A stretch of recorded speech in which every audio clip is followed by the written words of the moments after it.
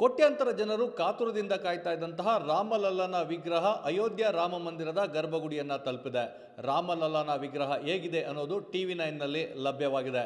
ಆ ರಾಮಲಲ್ಲನ ಮೂರ್ತಿಯ ಬಗ್ಗೆ ವಿಸ್ತಾರವಾಗಿ ತಿಳಿಸಲಿಕ್ಕೆ ಧಾರ್ಮಿಕ ತಪಸ್ವಿಗಳಾದಂತಹ ಡಾಕ್ಟರ್ ಶೆಲ್ವಪಿಳ್ಳಿ ಅಯ್ಯಂಗಾರ್ ನಮ್ಮ ಜೊತೆಗಿದ್ದಾರೆ. ನೀವು ನೋಡ್ತಾ ಇರ್ಬೋದು ಈ ಒಂದು ರಾಮಲಲ್ಲನ ವಿಗ್ರಹವನ್ನು, ಅಂದರೆ ಅಯೋಧ್ಯೆ ರಾಮ ಮಂದಿರದಲ್ಲಿ ಪ್ರತಿಷ್ಠಾಪನೆ ಆಗ್ತಾ ಇರುವಂತಹ ರಾಮಲಲ್ಲ ವಿಗ್ರಹವನ್ನು ಅಯೋಧ್ಯೆಯ ರಾಮ ಮಂದಿರದ ಗರ್ಭಗುಡಿಗೆ ತೆಗೆದುಕೊಂಡು ಹೋಗಲಾಗಿದೆ. ಆ ಒಂದು ಏನು ಭಾವಚಿತ್ರ ಇದೆ TV9ಗೆ ಲಭ್ಯವಾಗಿದೆ. ಅದರ ಒಂದು ವಿವರವನ್ನು ಡಾಕ್ಟರ್ ಶೆಲ್ವಪಿಳ್ಳಿ ಅಯ್ಯಂಗಾರ್ ಅವರಿಗೆ ನೀಡ್ತಾ ಹೋಗ್ತಾರೆ. ಈ ಒಂದು ರಾಮಲಲ್ಲನ ವಿಗ್ರಹ ಕೋಟ್ಯಾಂತರ ಜನರು ಕಾತರದಿಂದ ಕಾಯ್ತಾ ಇದ್ರು. ಅದನ್ನು ನೋಡಿದಾಗ ಶಿಲ್ಪಶಾಸ್ತ್ರದ ಪ್ರಕಾರ ತಮ್ಮ ಮೊದಲ ಪ್ರತಿಕ್ರಿಯೆ? ಇದೊಂದು ಮಗುವಿನ ತರಹ ಮತ್ತು ವೀರನ ತರಹ ಎರಡೂ ಸೇರಿರುವಂತಹ ಒಂದು ವಿಗ್ರಹವಾಗಿದೆ. ತುಂಬ ಸುಂದರವಾಗಿದೆ ಮತ್ತು ಮಗು ನಗುತ್ತಾ ನಮ್ಮನ್ನು ಆಹ್ವಾನಿಸುವಂತೆ ಇದೆ. ತುಂಬ ಸುಂದರವಾಗಿದೆ. ಈಗ ಬಾಲರಾಮ ಅಂದರೆ 5 ವರ್ಷದಲ್ಲಿ ಇದ್ದಂಥದ್ದು. ಸೊ ಆ ವಿಗ್ರಹದಲ್ಲಿ ಮೂಡಿರುವಂಥದ್ದು ಏನೆಲ್ಲ ವೈಶಿಷ್ಟ್ಯತೆಗಳನ್ನು ಮೂಡಿಸಲಾಗಿದೆ? ಇದರಲ್ಲಿ ನಾವು ನೋಡಬೇಕು. ಈ ವಿಗ್ರಹವನ್ನು ತಾವೆಲ್ಲ ನೋಡಬಹುದು. ಈ ವಿಗ್ರಹದಲ್ಲಿ ಮುಖ್ಯವಾಗಿ ವೀರೇಶ್ ಪ್ರೀ ಸ್ಕೂಲ್ ಬಿಸ್ನೆಸ್ ಮಾಡಿ 10 ಲಕ್ಷಕ್ಕೂ ಹೆಚ್ಚು ಗಳಿಸ್ತಿದ್ದಾರೆ. ನೀವು ಕೂಡ ಅವರಿಂದ ಕಲಿಬೇಕಾ? ಅವ್ರ ಜೊತೆ ವಿಡಿಯೋ ಕಾಲ್ನಲ್ಲಿ ಮಾತಾಡಬೇಕಾ? ಈಗಲೇ ಫ್ರೀಡಮ್ ಆ್ಯಪ್ ಡೌನ್ಲೋಡ್ ಮಾಡಿ. ಈ ಮಗುವಿನ ಸುಂದರವಾದಂತಹ ಮುಖ, ಮುಗುಳ್ನಗೆ ಅಂತ ಏನು ಹೇಳ್ತೀವಿ, ಮಂದಹಾಸ ಅಂತ ಕರಿತೀವಿ. ಆ ಮಂದಹಾಸವನ್ನು ಈ ಜಾಗದಲ್ಲಿ ನೀವು ನೋಡ್ಬೋದು. ಮಂದಹಾಸವನ್ನು ನೋಡ್ಬೋದಾಗಿದೆ.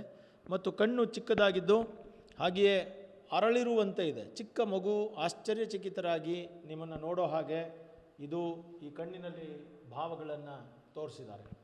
ಇದು ಮುಖ್ಯವಾಗಿ ಏನು ಅಂತಂದರೆ, ಮಗು ಅನ್ನೋದಕ್ಕೆ ಏನು ಪ್ರಧಾನವಾದ ಅಂಶ ಅಂತಂದರೆ ಈ ಗದ್ದ ಅಂತ ಏನು ಹೇಳ್ತೀವಿ ಅಥವಾ ಗಲ್ಲ ಅಂತ ಏನು ಹೇಳ್ತೀವಿ, ಆ ಜಾಗ ಅತ್ಯಂತ ಆಕರ್ಷಕವಾಗಿರುವಂತಹ ರೀತಿಯಲ್ಲಿರುತ್ತೆ. ಯಾಕೆಂದರೆ ಮಕ್ಕಳು 5 ವರ್ಷದಲ್ಲಿ ಆಗತಾನೆ ಮುಖವೆಲ್ಲ ಉಬ್ಬುತ್ತಾ ಇರುತ್ತೆ. ಆ ಉಬ್ಬುವಿಕೆಯನ್ನು ಇಲ್ಲಿ ತೋರಿಸಲಾಗಿದೆ. ಇದೇ ಜಾಗವನ್ನು ಜನ ಹಿಡಿದು ತುಂಬ ಸುಂದರವಾಗಿದೆ ಅಂತ ಭಾವನೆಗಳನ್ನು ವ್ಯಕ್ತಪಡಿಸೋದನ್ನು ನೋಡ್ಬೋದು, ಯಾವುದೇ ಸ್ತ್ರೀಯರಾದರೂ ಪುರುಷರಾದರೂ. ಮತ್ತು ಈ ಜಾಗವನ್ನು, ಇದು ಗದ್ದ ಅಂತ ಕರಿತೀವಿ, ಈ ಜಾಗವನ್ನು ತುಂಬ ಪ್ರೀತಿಯಿಂದ ನೋಡ್ತಾರೆ. ಅದು ಕೂಡ ಉಬ್ಬಿರುವಂತೆ ಮಾಡಲಾಗಿದೆ. ಇವುಗಳ ಮಧ್ಯದಲ್ಲಿ ಮಗು ನಗ್ತಾ ಇರುವಂತಹ ಭಾವ ಇದೆ. ಕಣ್ಣನ್ನು ಕುತೂಹಲದಿಂದ ಕೆರಳಿಸುವಂತಹ ಭಾವದಲ್ಲಿ ಮಗು ಇದೆ.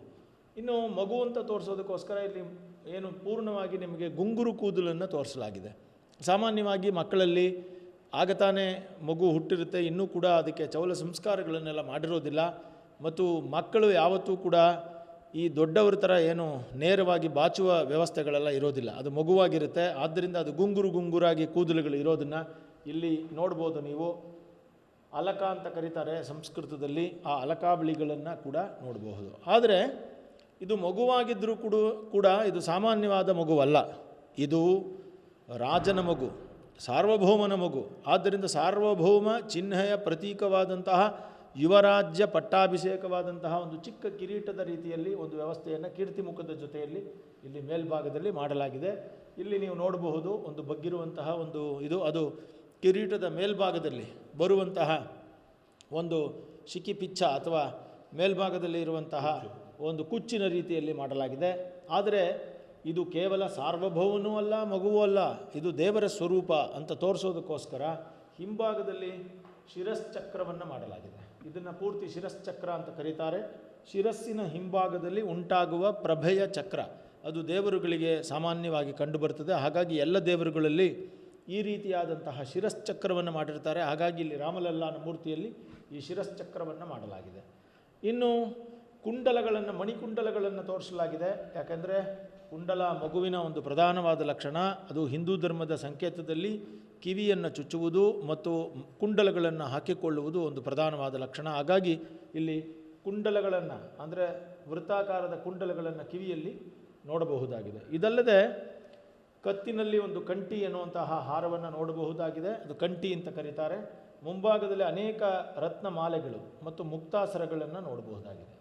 ಅದೇ ರೀತಿ ಭುಜದ ಮೇಲೆ ಇರುವಂತಹದ್ದು ಭುಜಸ್ಕಂದ ಅಂತ ಕರೀತಾರೆ. ಇದನ್ನು ಭುಜಸ್ಕಂದವನ್ನು ಕೆತ್ತಲಾಗಿದೆ 2 ಭಾಗದಲ್ಲಿ.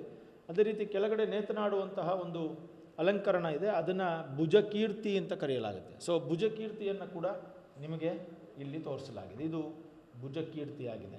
ಸೊ ಇನ್ನು ಈ ವಿಗ್ರಹದ ಕೆಳಭಾಗದಕ್ಕೆ ಬಂದರೆ, ವಿಗ್ರಹದ ಕೆಳಭಾಗದಲ್ಲಿ ನೀವು ನೋಡ್ಬೋದು, ಇಲ್ಲಿ ಕೇಯೂರವನ್ನು ನಾವು ಕಾಣಬಹುದಾಗಿದೆ. ಅದೇ ರೀತಿ ಕಟಕ ಮತ್ತು ವಿಗ್ರಹದಲ್ಲಿ ಶರಮುದ್ರೆಯನ್ನು ಹಿಡಿದು ಬಾಣವನ್ನು ಹಿಡಿದುಕೊಂಡಿರುವಂತಹ ಒಂದು ಮುದ್ರೆಯನ್ನು ನಾವು ನೋಡಬಹುದಾಗಿದೆ.